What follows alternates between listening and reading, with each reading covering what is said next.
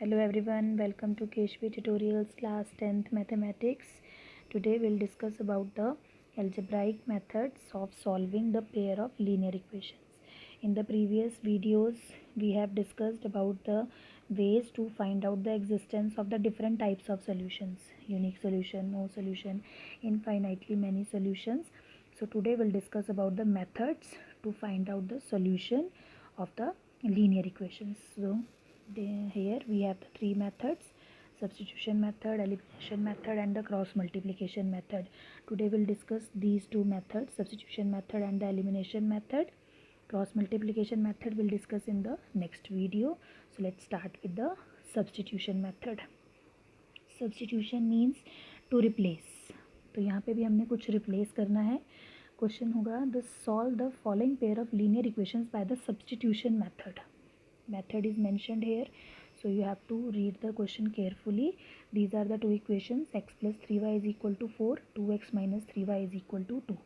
These are the two equations given to us, and the question is solve the linear equation. Solve means we have to find out the value of x and y by using the substitution method. So first step in this method is we have to use any one of the equation to get the value of one variable in terms of another variable. हमने यहाँ पे बेटा दोनों में से first equation और second equation दोनों में से कोई एक इक्वेशन यूज़ करनी है, और हमने या तो x की वैल्यू निकालनी है इन टर्म्स ऑफ y, या हमने y की वैल्यू निकालनी है in terms of x. This is the first step. तो यहाँ पे मैंने फर्स्ट इक्वेशन ली है x प्लस 3y इज इक्वल टू 4, और वहाँ से मैंने x की वैल्यू निकाली है 4 माइनस 3y, और इस इक्वेशन को मैंने नंबर 3 दे दिया है. अब हमारे पास 3 इक्वेशंस हो गई हैं. नंबर 1 और 2 ऑलरेडी हमें गिवन थी, 3 हमने फाइंड आउट कर ली है in step 1. Now the step 2. Step 2 में आपने क्या करना है बेटा कि जो आपके पास x की वैल्यू आई है नंबर 3 से, यहाँ पे आपके पास y की वैल्यू भी आ सकती है और x की भी, डिपेंड करता है आप किस वेरिएबल की वैल्यू फाइंड कर रहे हैं. तो हमने x की फाइंड की है. अब हमने x की वैल्यू को बेटा हमने नंबर 2 इक्वेशन में पुट करना है. ये स्टेप बहुत बहुत इम्पॉर्टेंट है बेटा. यहाँ पे बच्चे कंफ्यूज हो जाते हैं कि जो x हमारे पास आया है उसको हमने 1 में पुट करना है या 2 में पुट करना है. बेटा जिस इक्वेशन को आप पहले यूज़ कर चुके हो, देखो यहाँ मैंने फ्रॉम 1 लिखा है ना, तो फ्रॉम 1 इट मीन्स मैं 1 को यूज़ कर चुकी हूँ, तो अब मैंने सेकेंड इक्वेशन में पुट करना है. अगर मैंने यहाँ पे फ्रॉम 2 लिखा होता तो यहाँ मैं इसको फर्स्ट इक्वेशन में पुट करती. ओके चिल्ड्रन, क्योंकि x की वैल्यू बेटा आपकी फर्स्ट इक्वेशन से ही आई है, तो उसको वापस आप फर्स्ट इक्वेशन में नहीं पुट करोगे. ओके, तो अब हम इसको पुट करेंगे सेकेंड इक्वेशन में, और सेकेंड इक्वेशन है हमारे पास 2x minus 3y is equal to 2. वहाँ पे जब मैंने x की वैल्यू 4 माइनस 3y को पुट किया तो मेरे पास बन गई linear equation in one variable. और स्टेप 3 में हमने इस linear equation in one variable को सॉल्व करना है. वहाँ से हमारे पास y की वैल्यू आ जाएगी. ओके चिल्ड्रन, तो यहाँ से y की वैल्यू आ गई हमारे पास. अब हम जाएंगे स्टेप 4 की तरफ. स्टेप 4 में हमने क्या करना है, जो हमारे पास y की वैल्यू आई है स्टेप 1 2 3 की हेल्प से, उसको हमने पुट करना है नंबर 3 में. अब देखो हमारे पास 3 नंबर्स थे ना इक्वेशन के, वो तीनों यूज़ हुए. 1 हमने पहले यूज़ किया, 2 हमने यहाँ पे यूज़ किया, और 3 अब हम यहाँ यूज़ कर रहे हैं. ओके चिल्ड्रन, तो स्टेप 4 है आपके पास कि आपने जो y की वैल्यू आपके पास y की, अगर आपकी equation in terms of y है तो आपके पास y की वैल्यू आएगी, अगर आपकी equation in terms of x है तो आपके पास x की वैल्यू आएगी. ओके चिल्ड्रन, तो आपने जो भी वैल्यू आएगी उसको आपने नंबर 3 में पुट कर देना है. अब यहाँ पे जब नंबर 3 में हमने पुट किया तो हमारे पास x की वैल्यू आ गई और हमारे पास x और y दोनों आ गए.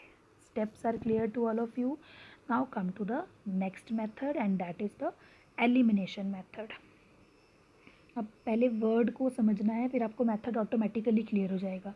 एलिमिनेशन का मतलब होता है, एलिमिनेशन बना एलिमिनेट से. एलिमिनेट मतलब ख़त्म कर देना. तो हमने ख़त्म कर देना है. किसको ख़त्म करना है वो अब हम देखेंगे. So question is solve the following pair of linear equations by the elimination method. Solve है means we have to find out the value of x and y by using the elimination method. So first step is यहाँ पे हमारे पास है x plus 2y is equal to 3x plus 5y is equal to -1। Eliminate करना है हमने बेटा किसी एक वेरिएबल को, वो हमारी विश है कि हम x को एलिमिनेट करना चाहते हैं, y को एलिमिनेट करना चाहते हैं। तो यहाँ पे मैं x को एलिमिनेट करना चाहती हूँ, तो इसलिए मैंने x के कोफिशिएंट्स को सेम बनाना है। ओके चिल्ड्रन, तो यहाँ देखो मेरे पास फर्स्ट इक्वेशन में जो x का कोफिशिएंट है वो 1 है, और सेकेंड इक्वेशन में मेरे पास x का कोफिशिएंट है 3। तो मुझे दोनों इक्वेशंस में x के कोफिशिएंट 3 चाहिए। ओके चिल्ड्रन, तो मैंने क्या किया, फर्स्ट इक्वेशन को 3 से मल्टीप्लाई कर दिया और सेकेंड इक्वेशन को 1 से मल्टीप्लाई कर दिया। फाइन, तो जब मैंने दोनों इक्वेशंस को मल्टीप्लाई किया तो मेरे पास फर्स्ट इक्वेशन बन गई 3x plus 6y is equal to 9, और सेकेंड इक्वेशन 1 से ही मल्टीप्लाई हो रही है तो वो एज इट इज़ रहेगी। उसके बाद बेटा ये जो स्टेप मैंने किया है स्टेप 2 में, ये जो मैंने साइन चेंज किए हैं इसको समझना बहुत ज़रूरी है कि ये मैंने क्यों साइन चेंज किए। यहाँ पे जो एलिमिनेट करना है वेरिएबल, x वाला एलिमिनेट करना है ना वेरिएबल, तो उसमें आप देखो जो कोफिशिएंट्स हैं उनके जो साइन है वो दोनों सेम है, प्लस के साइन है दोनों और दोनों सेम है। और अगर हमने किसी भी नंबर्स को क्रॉस एलिमिनेट करना है, ज़ीरो बनाना है, तो हमारे पास सेम नंबर्स के ऑपोजिट साइन होने चाहिए तभी वो ज़ीरो बनता है। तो यहाँ पे मेरे पास सेम साइन है, तो मुझे ऑपोजिट बनाने के लिए I have change the sign of the second equation. ठीक है बेटा, फिर से सुन लो एक बार कि मैंने साइन क्यों चेंज किए हैं, क्योंकि जो वेरिएबल मुझे एलिमिनेट करना है उसके साइन सेम है, प्लस के साइन है ना दोनों, तो प्लस के साइन अगर होंगे हम इसको सॉल्व करेंगे तो ये 6x बन जाएगा, लेकिन मुझे इसको ज़ीरो बनाना है तो इसलिए मुझे इसकी ऑपोजिट साइन चाहिए।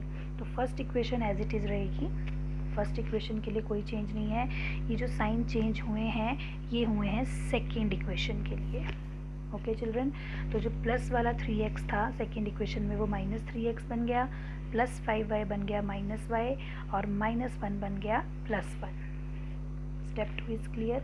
Now we come to the step 3। Step 3 में अब मेरे पास ऑपोजिट साइन हो गए, ये +3x है और ये -3x है, तो ये दोनों कैंसिल हो गए, एलिमिनेट हो गया x, और 6y -y ये बन गया +1y, 9 + 1 बन गया 10, तो y की वैल्यू आ गई 10। This is the step 3 to solve it, और इसको हमने सॉल्व करके y की वैल्यू फाइंड आउट कर ली है 10। अब इस y की वैल्यू को हम पुट करेंगे किसी भी एक इक्वेशन में, जो तो हमें दो इक्वेशन दी हैं। स्टेप 4 में हमने क्या करना है, put y is equals to 10 in, मैंने फर्स्ट इक्वेशन में पुट किया है, आप सेकेंड में भी पुट कर सकते हो, it is up to you, in x plus 2y is equals to 3, और वहाँ पे मैंने y को 10 पुट करने के बाद x को फाइंड कर लिया है -17।